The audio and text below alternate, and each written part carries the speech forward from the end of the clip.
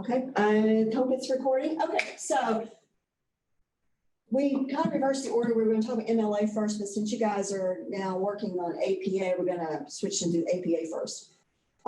So APA and MLA like to constantly up their editions, probably so they keep making money. I don't know.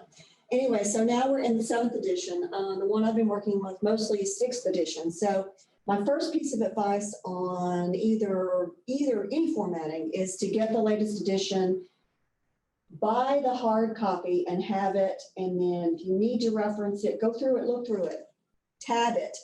Just like you would if you were doing a research paper and trying to do your sources and stuff. Go ahead and tab some of the things that you may need. And my copy, my 6th edition copy is dog-eared. I mean, it's worn down. I've used it so much. So invest in the book if you haven't already done that. And I know Jan's already done that, and so has Ingrid. So anyway, so I'm going to go through some highlights of APA. I'm not going to, obviously it's not going to be extensive because we only have about an hour. We could do an entire semester probably on just APA and MLA formatting. So I will say that I have to cite my source for some of this. I did consult OWL, the online writing lab with Purdue, and I put the link up later because they had a couple of really good PowerPoints on APA and MLA. So I borrowed some stuff from that. And again, this is just the highlights. So I have to give credit where credit's due. Al did most of my work for me. Yay for them. Okay. Did it switch over? No, it did not.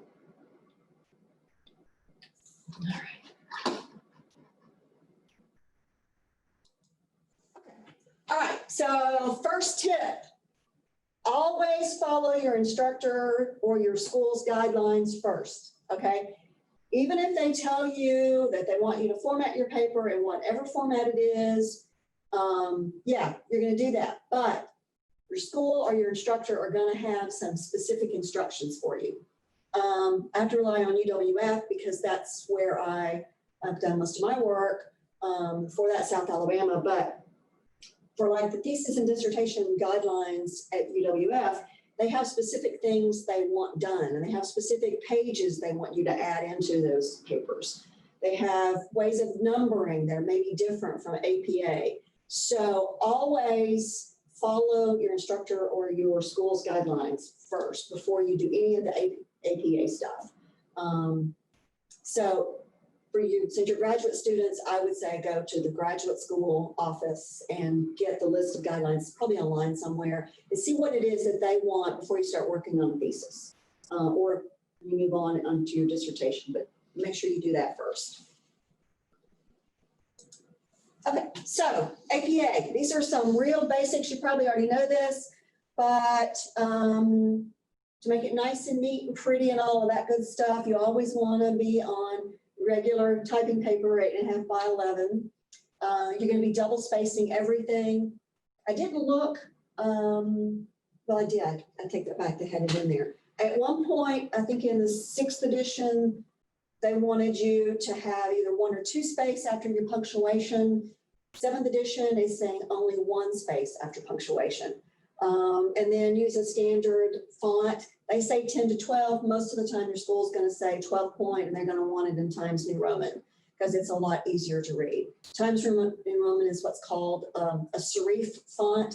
So it has like a little leg, little feet on the letters.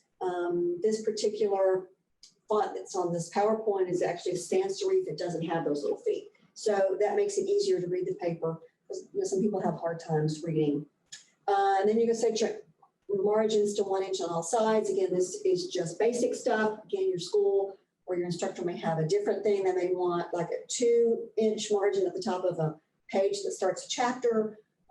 So always, again, check their stuff first. And then you're going to indent the first line of your paragraphs at least 1/2 inch. Now, that doesn't mean hit the space bar 5 times because that's going to kind of mess up your paragraph. So go in, if you don't know how to do paragraphs in Word, I would say go into a tutorial on Word that shows you how to set up a paragraph and actually set your indent to 0.5 in a paragraph. Now, obviously, I'm not going to cover that today, but that's also something that I'm sure Alicia can help you with if you're not sure, or I'll help you if you need me to. Because I do it all the time. Okay, so this is, again, something that the 7th edition is now pointing out, that they want you to use first person pronouns rather than third person. So we conducted an experiment as opposed to the authors conducted an experiment. Again, used to be the researchers did this, or the researcher who wrote the paper, like if it's your paper and you say you've done research, and you would say the researcher found blah, blah, blah. They're saying now to use the pronouns, the first person pronouns. So kind of interesting. Also, and this is important for anything that you write. It doesn't have to be an APA formatted paper. It doesn't have to be even if it's you're writing a short story or something like that, do some creative writing. Always use active voice because it actually stresses the action of what's happening.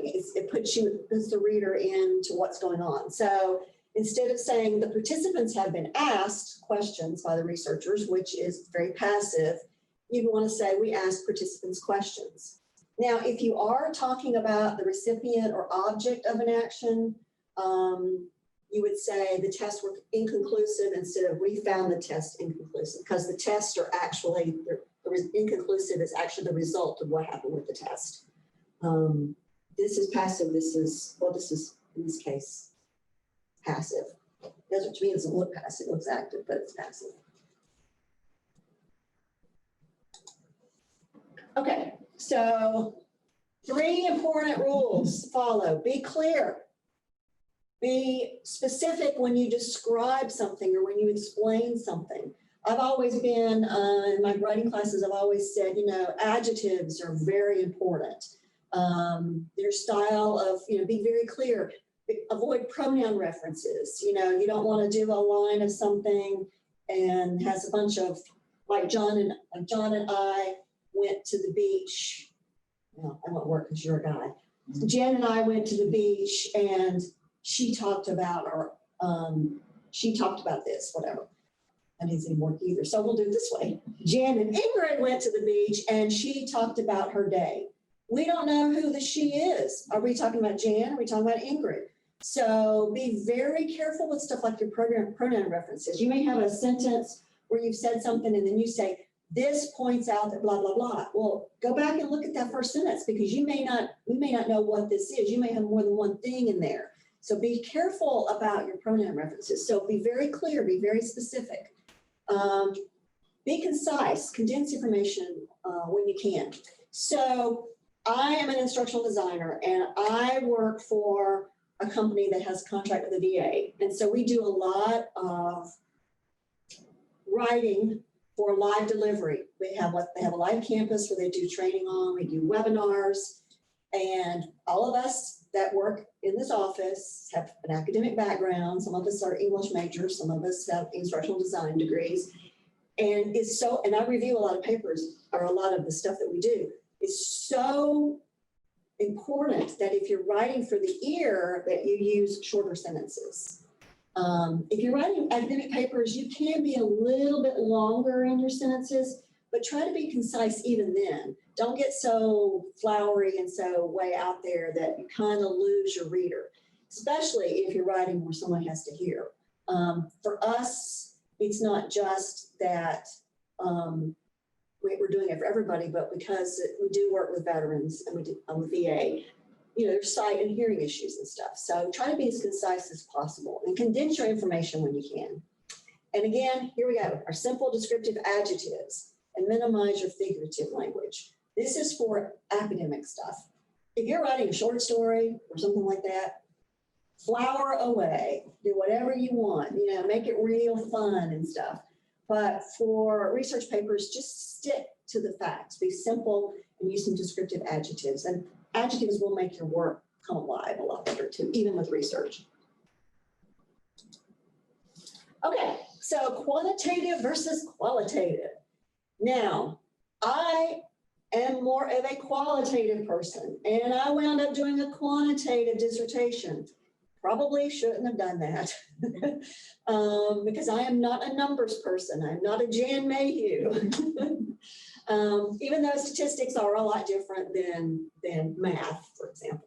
So a quantitative paper is going to use numerical and empirical information that's often analyzed again using statistics. So you're going to go out and you're going to, come up with something that you can put in SurveyMonkey, and you're going to interview. You're going to have a bunch of people participate in your research, and you're going to take that stuff, the statistics, and you're going to analyze them and come up with your results. That's what a quantitative is. Qualitative, on the other hand, is talking to people and getting their responses to questions.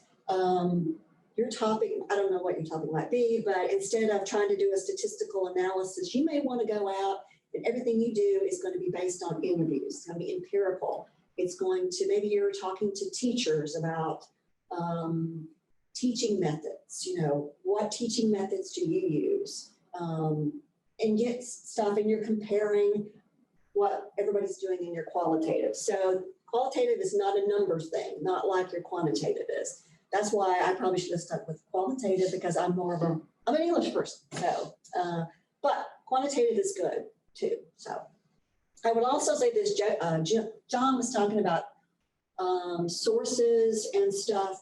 If you're having a hard time finding a topic, do find something you're interested in, like you mentioned, but also take that interest and go out and look for some different things and see what research has been done on a particular topic.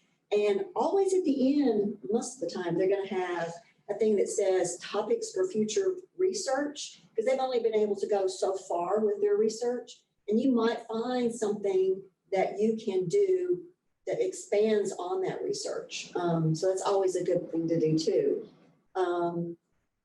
That's what I did in a lot of the stuff I was looking for. I would look at the bottom and see, well, what do they say? Because sometimes it's hard to decide what to do.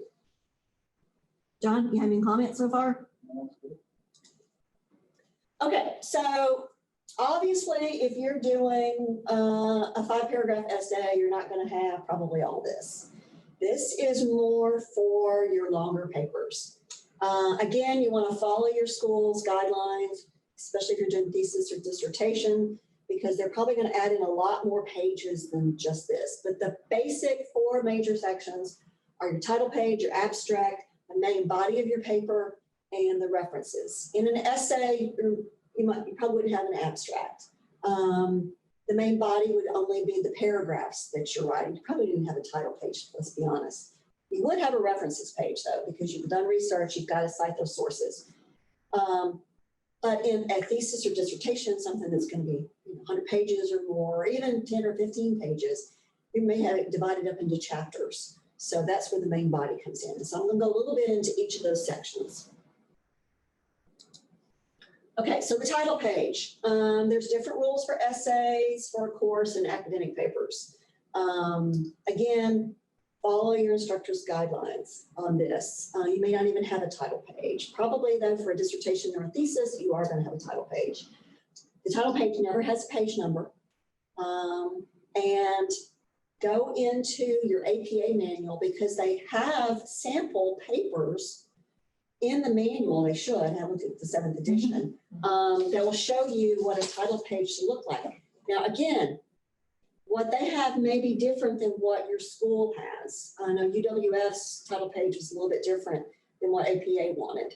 But this is going to have your title, who you are. It's going to have what school you go to. It's going to have probably the date of publication on it. Maybe some other things like this is requirement for partial requirement for getting your degree or whatever. So always go with what they've got.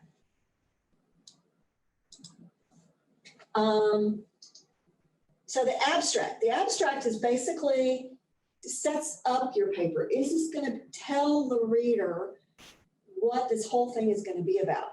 Now, going back to the research thing, sometimes you can read the abstract of a journal article, for example, and kind of get an idea and feel for what that article's about without having to read the whole article.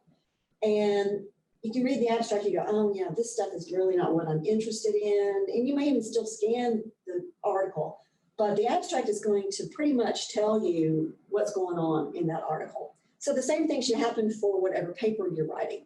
You want to make it a brief summary, 150 to 200 words. Sorry, that was not me. Just kind of giving the reader an idea of what they can expect when they get further and further into your paper. So again, if you've looked at an abstract on the paper and you say, oh yeah, this has got some information, now you want to dig a little bit deeper into that and see what's going on. And this is going to help your reader because they may be using your stuff for their research paper. Let's hope that we get to that point, right?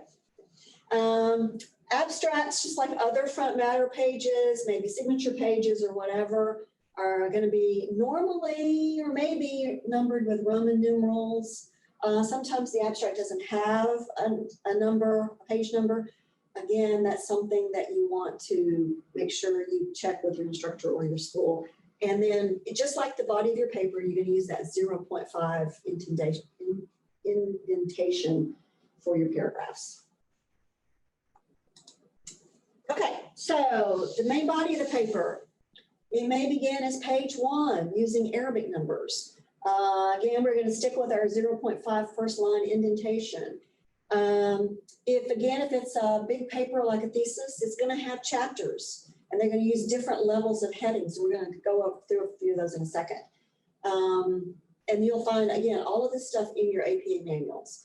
This is where you're going to put your in-text citations. This is where you're going to source those people that you've gotten this information from that you're using as part of your literature review or part of your evidence. So one thing you have to work is now we know we have turn it in, and what did you say it was? Safe assigned? Yes, safe assigned. So now we know they're running papers through stuff like this. So now they're picking up examples of plagiarism.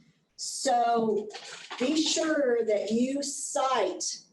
I'm oversight probably because I get paranoid that if I don't cite it, then somebody's going to catch me doing something. So be sure that anything that you do, that you've cited it. If you are taking it directly, if it's direct, make sure you show it as a quotation and cite it. The thing is, highlight, like John said, go through and put all your stuff together, but be sure that you paraphrase or you summarize what it is that you found, but you still have to cite it because it's not your work, it's somebody else's. So in-text citations are very important. And we'll talk in a second about references, but I always make sure, like I said, I oversight, probably way more than I should, but you know what? I don't want to get in trouble. When in doubt, cite. When in doubt, cite it out. Okay, so we talked about a little bit about headings. So this is the new guidelines for headings for APA. Again, your school may have something different, but your level 1 headings are centered, they're bold, they're title case. And the text of those are going to begin a new paragraph. A lot of times your level 1 heading is the heading for your paper, the chapter itself. Then you have your second level, which is your flush all the way to the left. It's bolded. It's also in title case. And title case is where it's the capital letters for each word. Not the whole word's not capitalized. Then level 3 is a flush left. So what's happening in these level headings is as they're kind of like subsections. So you've got a paragraph going on, right? You're explaining some stuff, and this basically this is really important for research papers more than essays, because if you're doing a 5-paragraph essay, you're doing something completely different. So basically, your introductory of your chapter is kind of like your introductory paragraph, and then you're going to come down to your next level, and then you're going to put some more information, and there may be information that you got to pull from that needs to go into another level. So you may be drilling down into the 5th level. I think I've gone into the 5th level before. You may not even go this far. You may only go to level 2 in a paragraph. So usually you're going to at least, probably in a thesis, at least maybe get to 3, possibly even 5, especially when you start getting into your results and when you actually done your statistics or you've interviewed people or whatever for your qualitative. Angela, is this like what we used to use? A and then Roman numeral one? Yeah, That yeah, same like an concept? outline kind of thing. Yeah, Yeah, absolutely. As a matter of fact, John was talking about using his grid for your techniques. And we'll talk about this when we get to essay this afternoon, but if you have a lot of information and you're trying to figure out how to organize stuff, do an outline. Where you do that, where you have a major topic and then underneath it, you put what you're gonna have. I also like those mind map things where you have your topic in the center and then you have the little branches yeah. coming out. And then you'll have a subtopic and then off of that, what's going on. That's really kind of fun too for essays because that just kind of gets you in that mindset. And as he said, you're going to go through and you're going to revise. And again, we're going to get to that this afternoon. But yeah, that's really what you're doing is you're just dividing it up. Makes it easier to read for one thing. Instead of throwing all that information into one big, long, huge paragraph or a bunch of paragraphs with no headings, it kind of gives the reader, it's just like chapters in a book. You've seen chapters in a book. So yeah, that's what it's for. Any questions? No. Ingrid, any questions? No questions. Okay, am I going too fast? No, you're good. Okay, so y'all have my little graphics. I built these graphics on my own. Oh, very impressive. So the references page. Okay, the references page is going to use every reference you used in your paper. So if it's in your text, it's a citation, it's got to be on your references page. So if I'm reading your stuff and I see something that like John's written, you've used something in John's, and I really liked what John had to say, and I want to know more about what John's written in his paper or his book or whatever, I can go down to the references page and look up his name and where he got the information from. So if it's in your paper, have it in your reference page. There's only one thing that I can think of off the top of my head where you would not cite it in your references page, and that's a personal communication. And I have actually used personal communication in papers before. In that case, it's cited in the paper, but it does not have to go on the references page. So if I asked, I didn't know a good example of that. It could be what I did. I did that before, where I talked to a teacher or something and I put it in the paper. Well, if you do a personal interview. Yeah. Those are usually personal communications. Yeah, personal interviews, like John said. So you would just put down that and you'd say personal communication of person's name And the reason why that is because the whole purpose behind the reference page is so someone can go back and look up where you got that information from. A personal communication, they can't do that. See, unless that is a transcript that is in an archive somewhere, and then if that's the case, then you would cite the archive. It wouldn't be a personal communication, see? So. So if you that's the interviewed, reason. like if you interviewed me about APA and I was telling you, like today, I saying all this stuff, then you would just say it's a personal communication. Do you have to put like the date or anything like that? Yeah, there's Yeah, there's a it's in- specific format you have to put Okay. in the in-text For citation for personal personal communication, and that's how you say it, personal communication. Yeah, and again, you don't have to put it in the references. Yes, you just don't. That's really the only case I can think of where you don't have to put it in the references. Even if you go to some legal paper, a legal document or something, all that stuff's gonna be in there. The manual is awesome because it has a whole section on different kinds of sources that you may be using and how you're supposed to reference those sources. And we're gonna touch on just a few of the really big ones today, but again, dog ear that baby. I mean, that's gonna be your Bible as you go forward. Now, on your references page, now you've been indenting that first line, 0.5. In this case, in your references page, you're going to do the hanging indent. So your first line is going to be flush. In every subsequent line for that one reference is going to be indented 0.5. And again, you can do that through the paragraph formatting in Word. If you're really savvy with Word, I like to go in and set my own styles up. So then if I'm switching from, let's say, a block quote or switching from a regular paragraph to a block quote, all I have to do is go up and click that style and it automatically converts to that. And then I can go back up on my next thing and go back to my paragraph style that I set up. Same thing with references. I set up reference styles. So all I have to do is just click that and it automatically does it for me. I can help you with that if you want to learn how to do that. And Word has the capability of where you just type the references into it, actually as a reference. That you just type the reference in and it will automatically do a works cited or reference page for you. I will say this, I am really one of those people that don't trust Microsoft. So I don't trust them Well, on you may spell have to check. go in Yeah, and manipulate it a Yeah. little bit, you know, because it may be a little bit off. yeah, But that's to me, that's a good way of keeping track of all your references. yeah, that is a good idea. If you type them all into that, it automatically keeps track and then it will alphabetize them for you, so you don't have to do it. See, it will automatically put it in the right order. As long as you typed it in correctly, it will put it in the right order. Just be sure to check behind it. Yeah, that's oh all. yeah, you always have to check it. Don't rely it, because I've seen it put periods where you shouldn't have a period and divide things up that you shouldn't be divided up. It's like spell check, don't rely completely on Yeah. spell check. One other thing I was gonna say. What was it? It's like, I have done formatting for people who've had dissertations and some people will hire people to go through and check their formatting, and I've done that for people. One thing I always check is I always check the references back against their in-text citations. And I've had papers where there's references, but they're not used anywhere in the paper. And so, I make a comment, I don't find this anywhere, did you use this? If not, you take it out.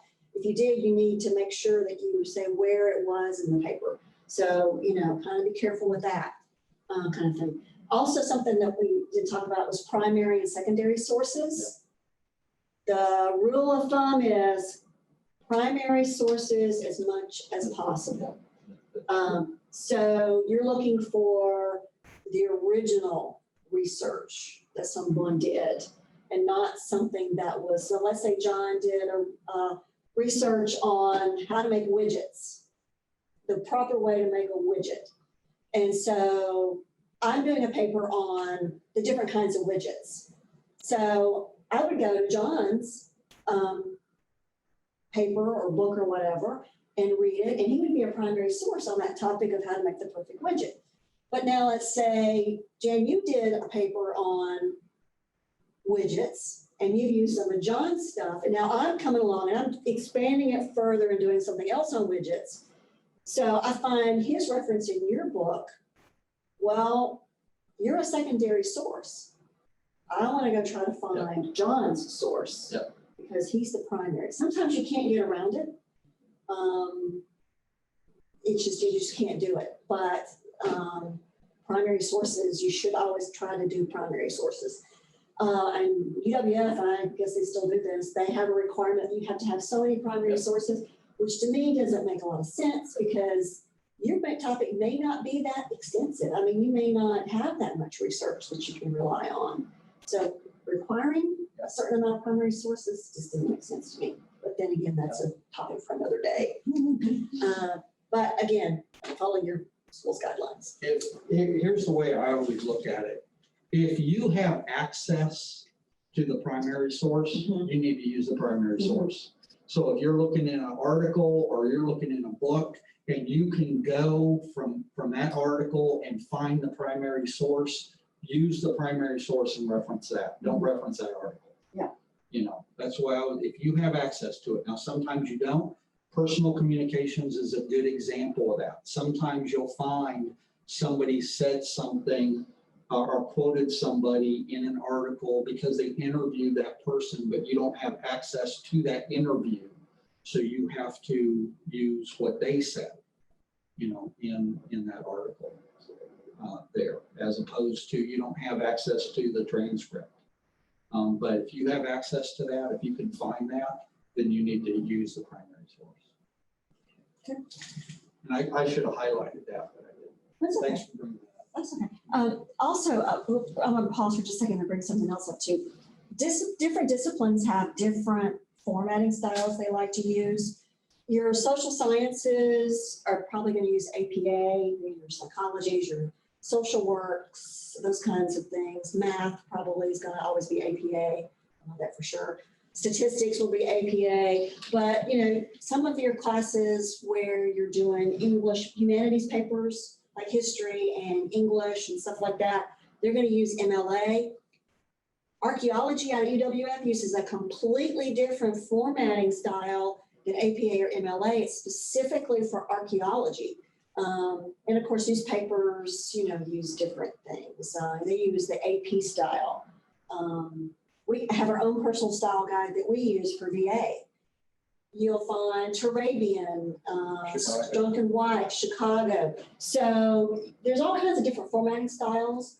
But typically in academic work, it's going to be either APA or MLA. So just because you're doing APA for a thesis or something, if you've maybe taken English class as part of your curriculum and have to write a paper, they may require you to use MLA. Dustin just had to write a paper for accounting. So, well, it wasn't really a paper, it's more like a summary of an article in the Wall Street Journal. He said, I've got to write a summary of an article in the Wall Street Journal. And he had to subscribe to the Wall Street Journal Yes. to do this. Yes. But he had to write something for his accounting class. So you never know who's going to require a paper in class. So probably a good thing that you're listening to the MLA portion today too. Okay, any questions about the references page? Ingrid? No questions. Okay. I'm trying to make sure that we know you're still there. I'm still here. Okay. So these are just some basics on the reference list. Identify the type of the source. Is it a book? Is it a journal article? Is it a documentary? John mentioned Ken Burns. I had a student one time who did an essay for one of my writing classes in VUB on a particular battle in World War II. I'd never even heard of this battle. Something on top of a mountain, some monks or something like that. Anyway, he actually watched a Ken Burns documentary on this and used that as one of his sources. So Ken Burns is awesome, by the way. I mean, he's awesome. So always identify the type of the source. Maybe a web page. It might be a legal document. It might be a new law. It could be anything. One thing to do is find a sample citation for your sources in your APA manual, or you can go to the OWL APA guide. OWL has an awesome section on just APA and MLA, and they have some examples in there. And I'm going to give you the links to those here in a few minutes. But I love OWL stuff. I mean, they've got all kinds of stuff. So it's really good for writing. Look at that sample and then just mirror it. Again, in your APA manual in the back, near the back, you should have a whole chapter just on the different kinds of sources and how to cite those sources and how to put them in your references list. And of course, as John said, make sure they're in alphabetical order. If you're using Word, it's going to do it for you. But again, check and make sure that it did it right. Okay, so in your in-text citations and in your references, you're going to use, well, in your in-text citations, you're not going to use this part, you would just use the last name. But in your references, you're going to use the last name and then the initials. So that's for one author. If you have multiple authors, so let's say, and sorry, Ingrid, I didn't realize you were going to be here. I'd put you on here too. So for like 3 authors, you're going to list them in order as they show up in the book. So did you have one, John, like that? No, here's your one author. Yeah. So sometimes you'll have 3 or 4 authors in a book. So you want to list them just as the same order they're in, because probably in this case, John wrote the majority of everything. And then I wrote the next part, and then Jan wrote the last part. So, or some contributed. So it'd be Woods, J, I didn't know you were initial. Byers, AK, Angela K, and Mayhew, J. So you'll notice you put a comma after the last name and a comma here. And this is for the references list. In text is different. And then you use the ampersand. instead of the word and. Oh, don't you have to look, you can only do that like to seven sources and then you have to do the ellipses. That's correct. Actually, it's at all, ET, Oh, at all? at all. At all. ET, there's no period after ET, it's ET and then AL period. That's right. So don't put a period after the ET. But you still have to have that comma after. So if the four of us wrote something and then we had four other people that contributed, we have everybody's name and then a comma and then the ET, no period, AL period. Is there a space between the ET and the AL? Yes, yeah, it's two separate words. I'm not sure exactly what what AL stands for. I'm sure it's Latin. For It's Latin for everybody else. Anybody else? those poor little schmucks that are down there on the very end, right? Hey, we had a sentence that we put in. Okay. Okay. When you were talking about journals, not the article itself, but the title of the journal, you're gonna capitalize all the words. So Scientific America, I don't know if that's an academic journal, but, or National Geographic, you're gonna capitalize the N and the G in National Geographic. If it is the title of the article, so for example, John's, sorry, I'm embarrassing your stuff here. So this article is called A Myth and Mystery of Shrinking Attention Span. And this was in the International Journal of Trend and Research and Development.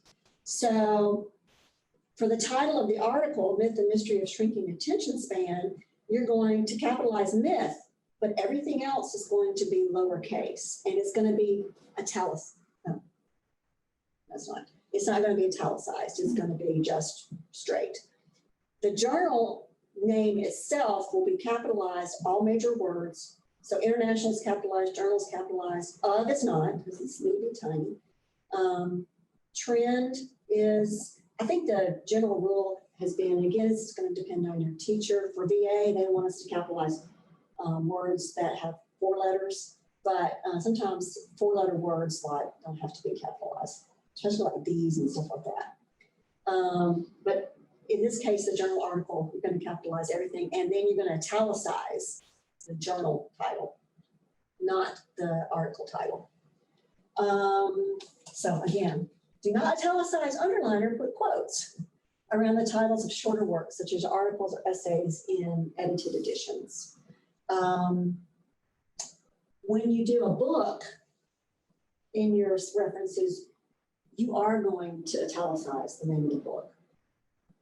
Correct? Yes. It's the title. Because that's just the book. Now, if it's a chapter in a book, the chapter title is not going to be italicized, but you're going to italicize the book.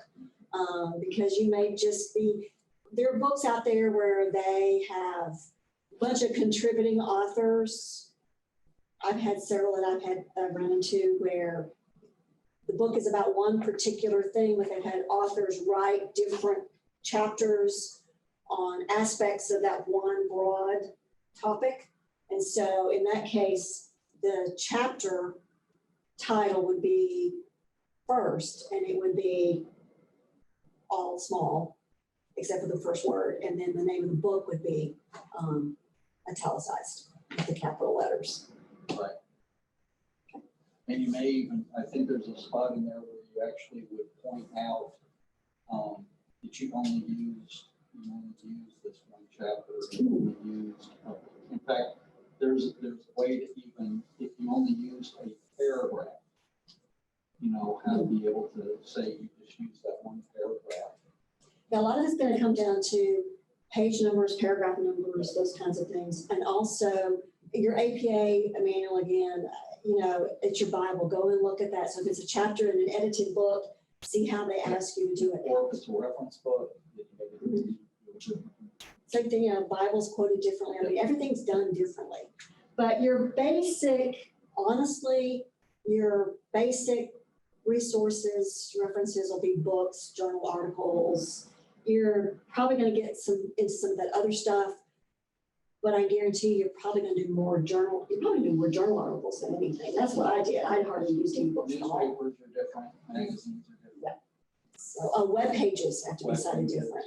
If you get an article, a journal article off of a web page out of a scientific or academic journal, then that's got to be done differently. So just, again, if you're using Word, it should do it for you, but make sure that you know how it's done Yeah. so you can check behind it.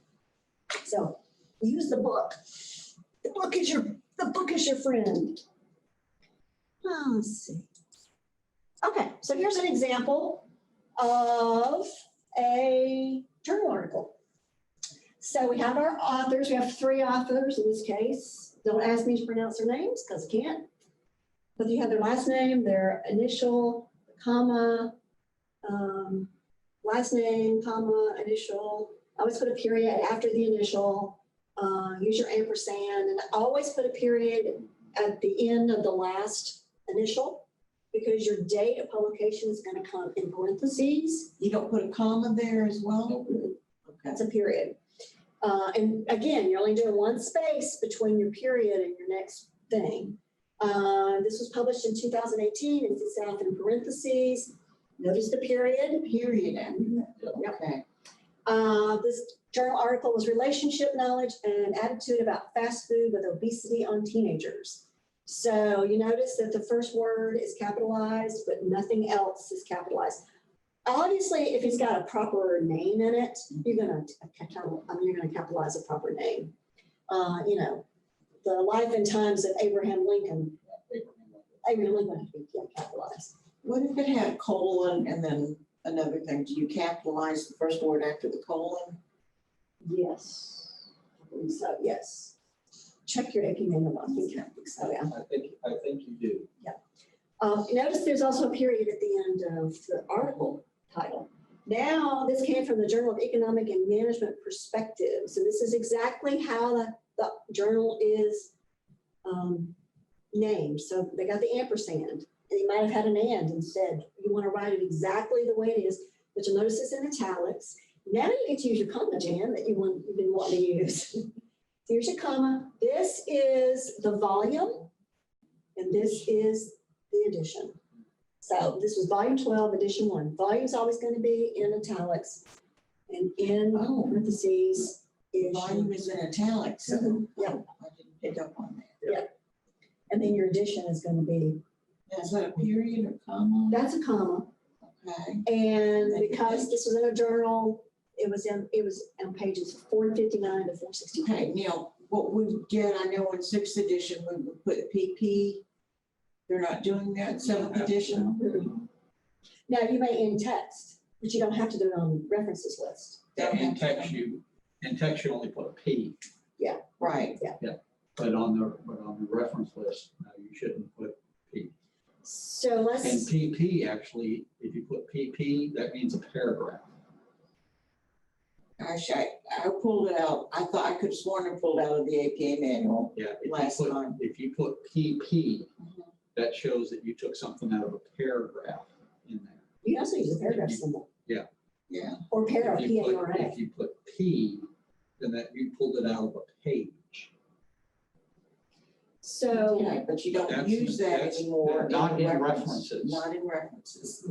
Okay, good. No, but you do use it in the In the text. text, the in-text side. and even in the in-text, you're not going to put 459 through 463. You're going to put page and page 460, you know. Yeah. If it's a web page, an article on a web page that doesn't have page numbers, then you're going to put the paragraph number. And that's where I think the PP comes in. And Oh, okay. It'll either say PP or PARA. You can also use the paragraph symbol, I think, as well. But you have to go up into special stuff to do that, so. I'd have to look in there. But, So this is just a real basic journal article. I mean, that's about as basic as you can get in your references. But yeah, they haven't changed. They have not changed the period stuff. That's always been like that. This is the only time you get to use your comma. Also, be PP careful. may also mean that you crossed over pages. In other words, that you took something off one page and you continued on to another page in a quote. And that may be also PP. And so you have to put two different pages. Okay. Also, when you italicize this, don't italicize your comma. Go ahead and take your italics off and make it a straight comma. The person who used to, many years ago, who did the reviews at UWF, this was back in the graduate school, this was Helen, what's her name? Helen Richards. She would flag stuff like that. So don't have your comma italics. Make sure it's a straight, regular character.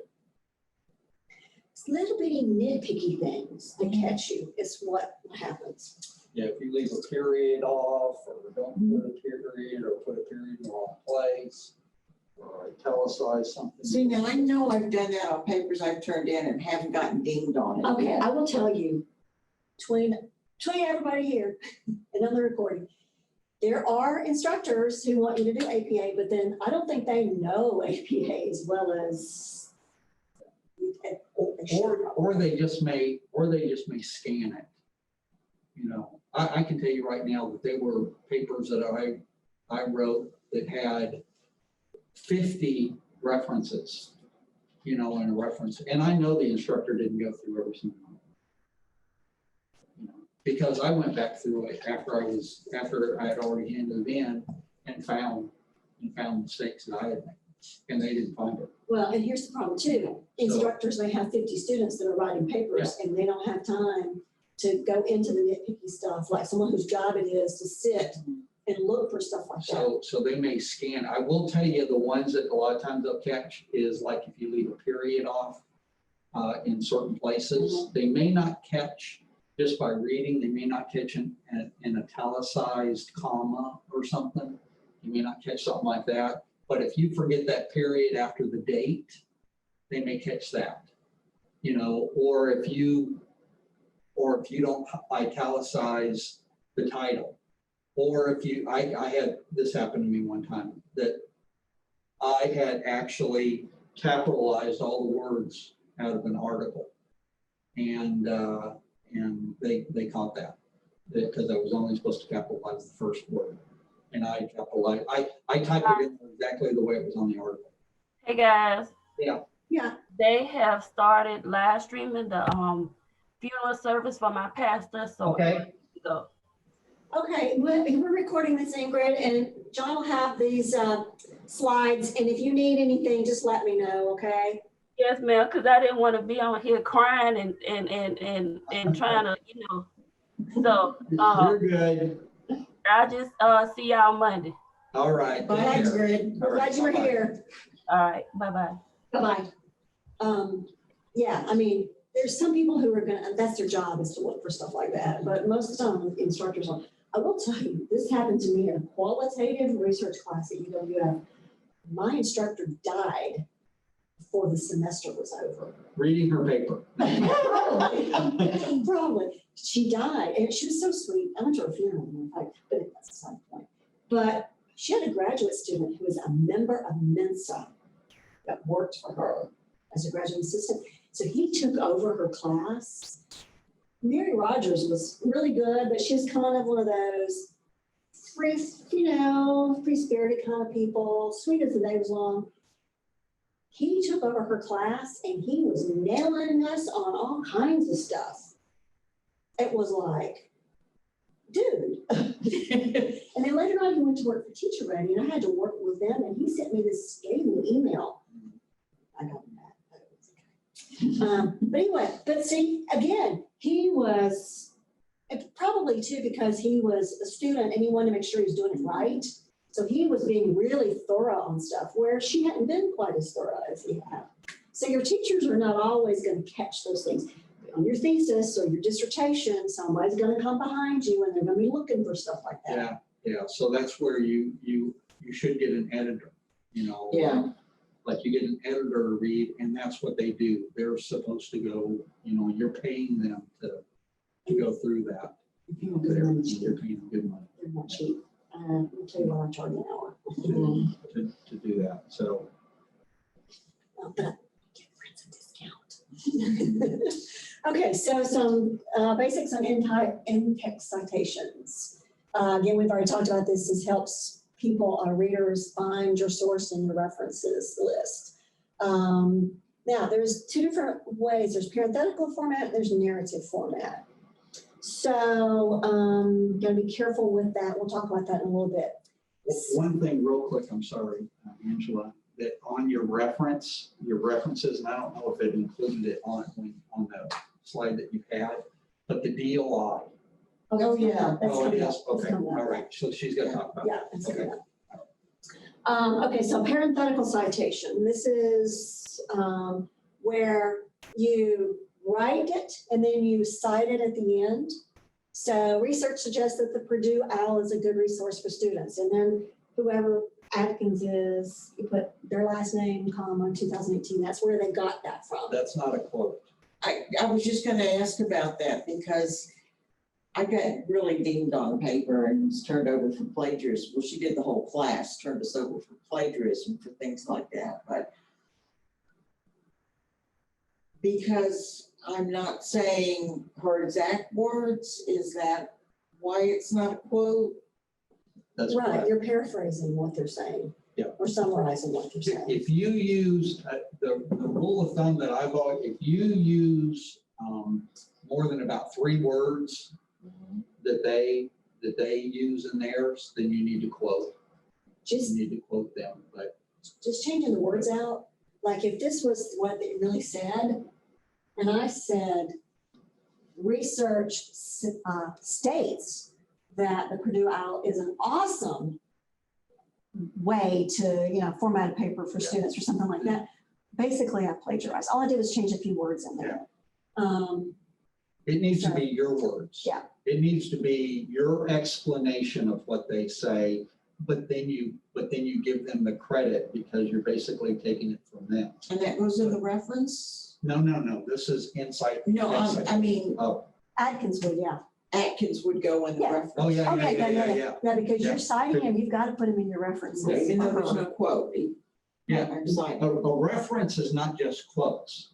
A reference is all your sources, including quotes. Anything you use as a source that you identified in your paper has to go in your reference.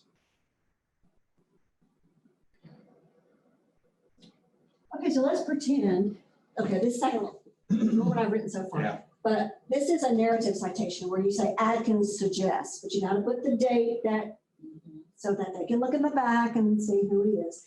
Suggests that the Purdue blah, blah, blah. But let's say it was a direct quote. So I put quotations around that.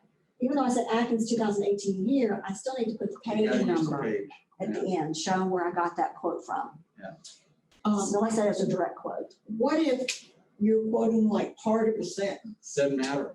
Do you That's just start? that's probably what she's doing there is quoting part of the sentence. Okay, so you would put something like a comma and then you would not capitalize, you would just pick up with a lowercase? You only capitalize if you're using that whole entire The whole sentence. thing. Or it was, Or it was Okay. maybe the beginning At of the that beginning of the- sentence. I've had a lot of confusion on that. Yeah. Now, the parentheses at the end, does it go after the period? Check 7th edition. I don't think so. No. Let's see, I No, think I have it actually- somewhere else. Actually, this should go away. I think it's supposed to go there. Yeah, I think so too. You have to look it up, but I'm Yeah. pretty sure that it's supposed to go. And I may comment on that later. I've got so much stuff in here, I can't remember what I'll put in. Anyway, I just added this in because, again, they've just written, but narrative means that you're saying that they said, here you're saying, and parenthetical, you're saying it and then putting the citation at the end. That's the difference between narrative. And there's a difference between where the period goes if you're doing a block quote and if you're doing a quote within a sentence. If you're doing a block quote, then it's set up a little bit different.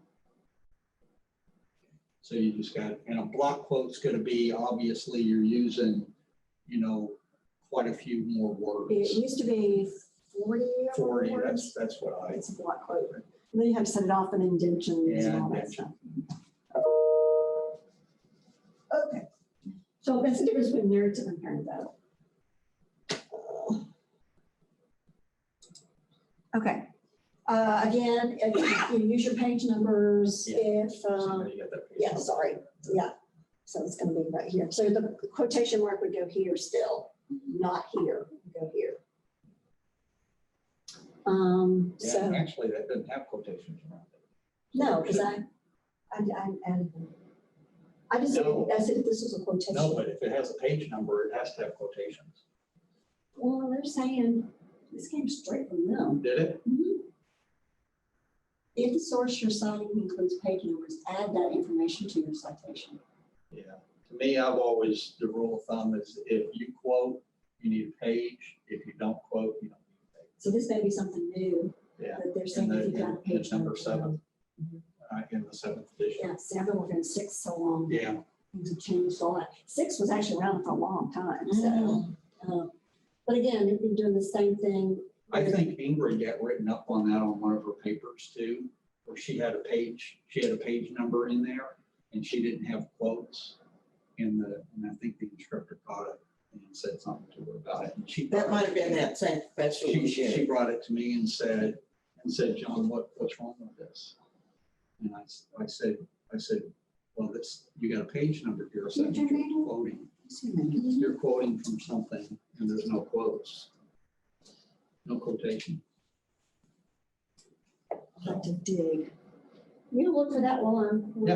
Okay, let me get my glasses.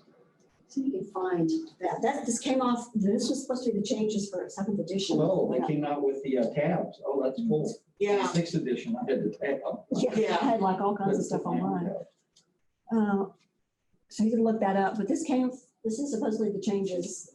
The new Well, it stuff. just says if the source you're citing includes page numbers. It doesn't Add really that say about information the to your quotations citation. here. See, even in 6th edition, I've had noticed stuff where they've wanted page numbers. You know, sometimes I think it's a little ambiguous sometimes on who's looking at it. You know? Some people, like you So- say, are very sticky and some people are just kind of like, oh, whatever, you know? You still want to make sure that you're right, but you know what I'm saying? yeah, the first 2 classes I took in grad school, was letting me get away with all kinds of stuff. Then I take the 3rd teacher and all of a sudden she's turning me in for plagiarism. It was kind of like, it wasn't plagiarism and, 1 and 2. What class was it? What was the, It was, what am I taking?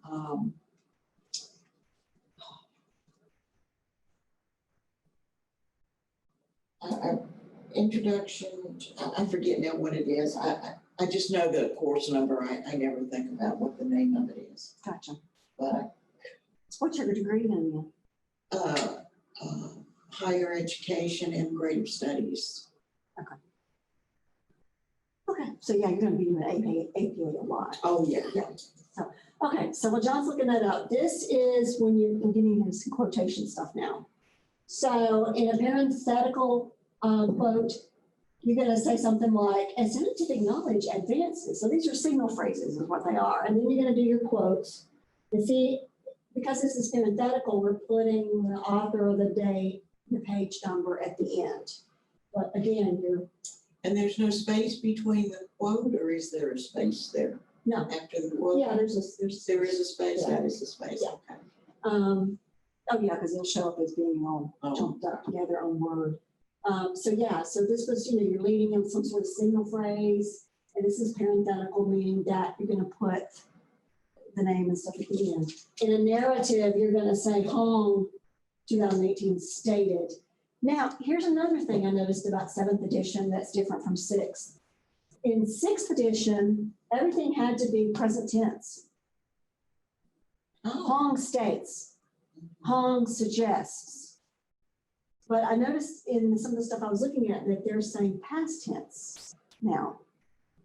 Hong stated. didn't even realize that the tense mattered there. There's something I flagged on. Again, well, we're introducing it with his name this time, stated that, and it's the same quote. It's just done different. It's just written differently. Here you're using a signal phrase. Well, in both cases you are. This time using his name, and then your page number at the bottom. You notice that's not 40 or more words. I don't think I do more quotes on here. Questions on it? No, I'm good. Okay, So if you're, got two works that you're citing and let's say you've written a couple of sentences that you got from two different sources, you're combining some of the stuff. So what happens is, this is just the, Latin crap. You're gonna put Yeah. the name, these are gonna be in alphabetical order, okay? So Adams and Collins are who you're quoting in this, not quoting, who you're using in this particular instance. You're gonna put Adams first, comma, the year of his publication, semicolon, then your Collins, comma, in there, the year that he wrote his thing, or she, or whoever. So that's if you have multiple works in a citation. Now, in the reference, I'm sorry, I'm just having trouble, multiple works in a citation. yeah, so if you're So using, you've got one sentence. right, but if you got part of the sentence from Adams and part of the sentence from Collins, then you're gonna have to cite both of them, because it may be a word or something in there that shows up on your plagiarism software. Or they both may have done research into the same area. See, you're not quoting from them right there. See, You're so just summarizing. they may have both done work in the same area, and you've used both of their works in what you're summarizing. So you have to put both of them in there. I've seen them where you sometimes will have 4 or 5 different Yeah. names on. Yep. Also, this is just in text. In your references list, you're still gonna have separate You're entries gonna for have them. separate entries for them. But this is the defining factor right here. Yep. And you could have been Woods, Byers, and Mayhew 2018, and then we'll use Ingrid since she's not here, Davis 2017. In that case, it's gotta be Woods, comma, Byers, comma, ampersand, Mayhew, comma, 2018, semicolon, Davis, comma, 2017, But if Woods was the first, then Woods would go at the end, at the yeah. end. It'd go at the end, because that always goes in alphabetical order. Yeah. So it would be Davis.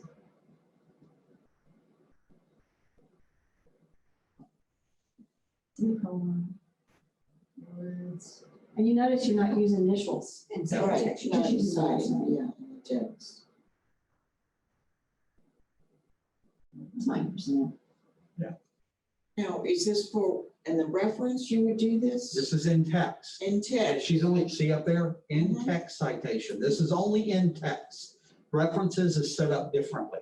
Okay, so what Reference do is you, different. you're redoing it and putting Because the year, the earlier year, where would that go? That's not in text citation, is that right? yes, Yes. yes. So, Well, okay, so all I did was, because John's last name starts with a W, uh-huh. Ingrid starts with a D, I just put Ingrid first. But it doesn't matter. Oh, that When you Ingrid do is it in this, when you do it in text and you have multiple references, you always do them in alphabetical order. So I'm gonna change it to 2020. So now, even though we wrote our whatever in 2018, Ingrid did hers in 2020. But her last name starts with a D. John, who's our first, who contributed the most to what we For the wrote, W. starts with a W. So it doesn't, No, the I see. year in this case does not matter. Okay. It really is. See, then it starts, in the references list, it starts to get kind of weird too, because Ingrid could have written 4 different things in 4 different years, and you're using them in different places in the paper, and you gotta put it in. Then you're gonna put her in alphabetical order after C or whoever. Then you're gonna start putting the years in order. So let's say she wrote something in 2005 and 2007. Well, maybe you're not using those 2 things in this particular part of the paper, but you're using it maybe in another chapter. These 2 things. So in your references list, you're gonna have to put, like me, you put Adams will be first, then Davis. But when you get to Ingrid, it doesn't matter where it came in the paper, you still gotta make sure that the years are in order.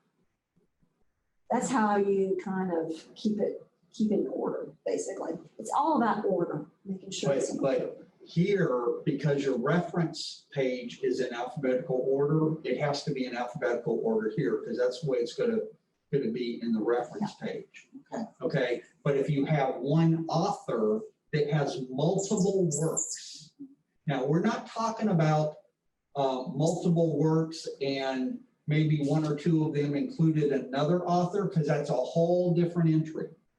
See, we're talking about a single author that has multiple sources. And when in your reference page, you're going to include them under one name, and they're going to be separate entries, but you only have to use that name once in there. And then you'll have separate entries, but they'll be in numerical, or actually the date, by date of the work. Okay, but if you use it in here, now she shows down there that you have a single author that has multiple sources That you use. for that this you've used particular- in that particular reference. And so now you don't have to repeat her name, but you put both dates in there. Separated by a semicolon. Separate by Yeah, I mean, these are variations on the And, basics. and in here, it does say if a quotation consists of fewer than 40 words, treat it as a short quotation, incorporated it into the text and enclose it within double quotation marks.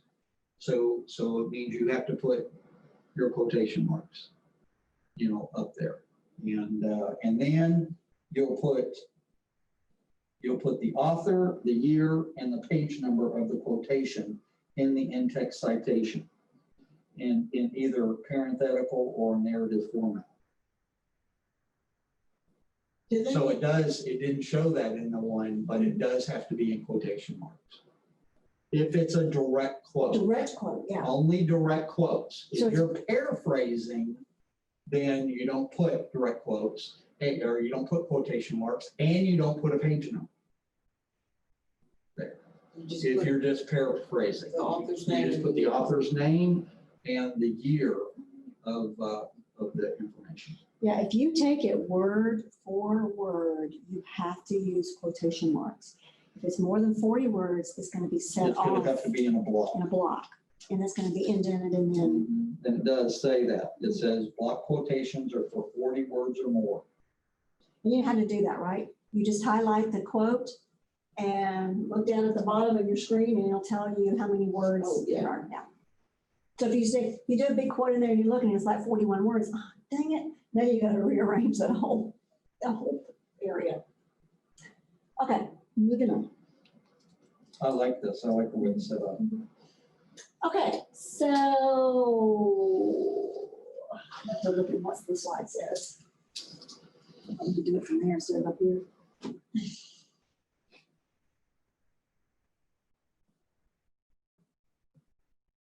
Okay, so this is basically the same thing. We got two authors going on here.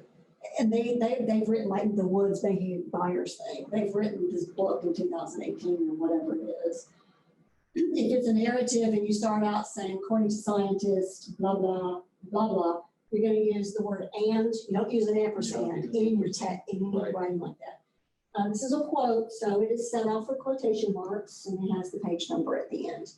And notice how it starts with a capital letter up there, so that means that's probably a complete sentence. They probably started, yeah. Now, if you, let's say somewhere in here, I think I'll come up on that later, but we'll go ahead and talk about it now. Let's say somewhere in here, you had this big long thing and you didn't want the whole quote, you just wanted the first part and the second part, then you would put like, where can I put one? State of the currents and impacts historical is critical. Impacts. And maybe you could do, let's say there's something in between that. We put an ellipses to show that, yeah, I got the first part and the second part. There's Okay. more in the middle. Yeah, because I didn't know how to do that, so I took the whole thing. Because that whole thing may not pertain to what Right. it is that you're talking about. And a lot of it depends on how much words you're talking. I mean, if you only got a couple of words, then just use the whole thing. But if you only use like, the first half of of a paragraph, and then you skip some stuff and then went to another part and you combine those together, then yeah. you should use that. And you need to look exactly how that's used, because it's not just 3 periods there. There's some specific spaces and stuff that have to go in there and how it's done. So can't just go period. I'm just showing you this as an Yeah. example. that And how do I know that? Is because I got caught. Although check, because it could be different in this one. Yeah, that's true. Okay, so in this one, again, with parenthetical, so, they start out with some signal words to lead into it, and then they put their quote in here, and now they put the author's names in their citation. You can't see McPherson living down here. In this case, notice the ampersand is bolded, not bolded in the paper, don't bold it in the paper. It's Okay. just to emphasize that here's an ampersand, As opposed to. here is an and, yeah. Don't, just because I got the bold. doesn't- Yeah. It's just so I can remember. Okay. Okay, so now we're getting to 3+ authors, and they're saying 3+ authors isn't at all. Not 6 or more. That's in the in-text citation. Is it not, is it? This is a lot different. Definition of an author. Huh? Because this is a lot different. Wow. That's probably not the case in the reference page. Probably not. In the reference page, I would imagine it's probably more. That's probably only in the in-text citation. Let me see if I can find it. Type of author. Yeah, it's not like something I can like hold out. Yes. Yeah, just go. Yeah. All right, so in the paper itself, when you're writing, then if there was the 4 of us again, then poor Ingrid's, was in the original, she got added in, she would be the et al. So it would be Woods et al. None of us would get That's included in that, so. Just him. First author. Yeah, Okay. probably because, again, he's the primary Yeah, person. and most papers, that's the way. Now, I will tell you, not all. I know that some articles that it clearly, it's just an alphabetical order, which is fine. That's the way the authors decide to do it. But some they'll put the person that contributed the most first, and then everybody else, after that. So in this case, it would be Woods et al. If it was the 4 of us. If it's me, you, and him, it would just be all of us. But no matter what they decide, how they decide to put their names, that's how you have to reference it. You can't switch them around. Yeah. So if they did it alphabetically, then it goes alphabetically. If they didn't do it alphabetically, then whoever's first, when you look at the article, then that's who you got to go with. You can't swap them around and decide to do it alphabetically. Because if you have an unknown author, you want to use the source's full title in your if it's a narrative. If it's a parenthetical citation, according to here's how gardening benefits your health, then you're going to cite the whole thing. It's like the first word of the title, followed by the year of publication. So in the narrative, you're using the whole thing, right? You're using this whole thing. If it's parenthetical, you're just using the first word. Because in the references list, this is going to be how it's listed. The first word. It's going to be alphabetized by the first word. Because there's no author. It's just probably some sort of corporate things somebody, wrote. But I will tell you, I would caution to make sure that there is no author. So I would make sure that I look at multiple places for that same article to find out if I could find Because just because of the place that you went to, they didn't identify the author, does not mean that there's not another place that identifies the author. So, so that's where it helps to kind of look for stuff. This was probably an article in the magazine or something, you know, that the magazine, like the editors did, they don't put their names on there. And even sometimes, even when that happens, sometimes I think there's a way in APA that if it's a staff, if it's written by staff, you actually can identify. You can identify that. So you just got to make sure, because you don't want to get dinged, because all of a sudden your instructor found it in a different source, and So. Okay, group authors, like the FDA or the CIA or any of those initial alphabet soup organizations. You want to mention the organization the first time that you cite the source. So in the narrative, the data collected by the Food and Drug Administration, then put FDA in parentheses, comma, and the date, and confirmed.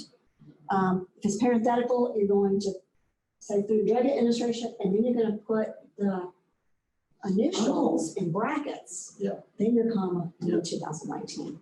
So acronyms. Acronyms are a weird thing because usually, and this is the standard, that if you use Food and Drug Administration, then you put the acronym, and then from then on, you can just use the acronym. But if you've got something that's loaded with acronyms, it starts to get confusing after a while. So ditch the acronyms and just write them out. Yeah. I actually did a paper of this guy. It was full of acronyms. I mean, he got lost in all of them. I mean, it was terrible. So just write it out. First time, if you don't use the Food and Drug Administration throughout, once you say FDA, you can say FDA from then on. Even sometimes after you change chapters. that's it. I was just going to say that. I was just going to say if you have multiple chapters, then it's good to reintroduce that acronym again with the full name in a new chapter. Because the person reading coming behind you, looking at your source for their stuff, may be only looking at one chapter, may Yeah. not be looking at the whole thing. This happens in grant writing, and John can attest to this. When people do grant writing, even though they've got different sections they want you to do, you have to repeat information that you've already said and all the other parts. Because what happens in a grant thing is they have a group. And so they'll take that and they'll give John a section and you a section and me a section and somebody else a section to review. And so if you don't have it in there, then that, like if John had it in his, but then you had the next section, you don't know what they're trying to say. Yeah. So you have to You repeat. got the- So that's a good rule of thumb for chapters.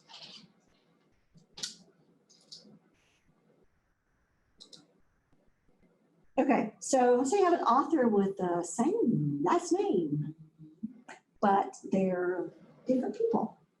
So you want to put these in alphabetical order still. So B. Davis is first, Y. Davis is second. And they have two different first names, but you still gotta make sure that you do that. Otherwise, it's gonna look like the same person wrote both, like we talked earlier. And we just did this a few minutes ago. Yeah, and if you've got somebody like this who writes all the time, and they've written 50 articles in a year, like In the same 2018. year. In the same year. So you wanna cite something from both of those, you're gonna have to number them. And in your references, you're also going to put 2018A, 2018B. So John's written 50 articles and 2 of them you want to use, but they're written in the same year. So you have to designate them by A and B.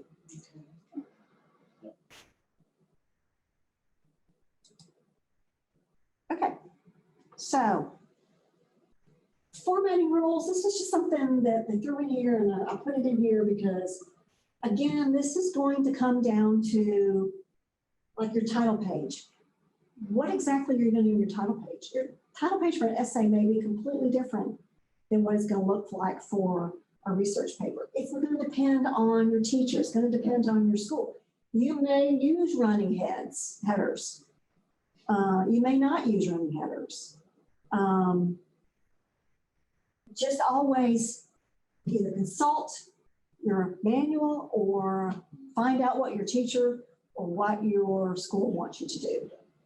Yeah, sometimes they'll give you a preferred format for a title page. Like UWF never used running headers for dissertations, even though APA had it as using running headers. So also you may have, like John did on work, and it'd be his name and then the page number. Woods, page 2, blah, Yeah, blah, blah. and sometimes they'll do that for like research papers. Yeah. It'll be up in the, with the right-hand corner or something like that. But again, UWF didn't do Right. that in their dissertation guidelines. Yeah, Also, dissertations did. A lot of When I did times, research papers like that before, Mhm. that's what the teacher. yeah, so make sure you go with what they say first. Also, sometimes like the first page of a chapter, the page number will be at the bottom. The next page and subsequent pages will be up in that upper right corner. Again, that's gonna depend on, and unfortunately, that's what we have to live with. So APA may say one way, but your teacher or your school may say something And if different. they do something different, hopefully they'll give a handout or they'll say, this is the way I want a title page or your research paper formatted. Any questions? Can we take a break for a minute? Yeah. I think you're Yeah, probably this is towards it. the end. Yeah. This is it. So here's your URL for, oh, you can't read it, it's in red, for Purdue, and this is APA's website. They can kind of tell you about changes and stuff too. So you go to their website, look at stuff. They don't give you a lot of stuff because they want you to buy the book, but they might give you some examples of how they made updates and stuff from 6 to 7. And they might also sell you the book if you want to go on there. Okay, Is that your last one? that's it. Did I totally confuse you? No, it clarified quite a bit of stuff, actually. When I think about what I've turned in,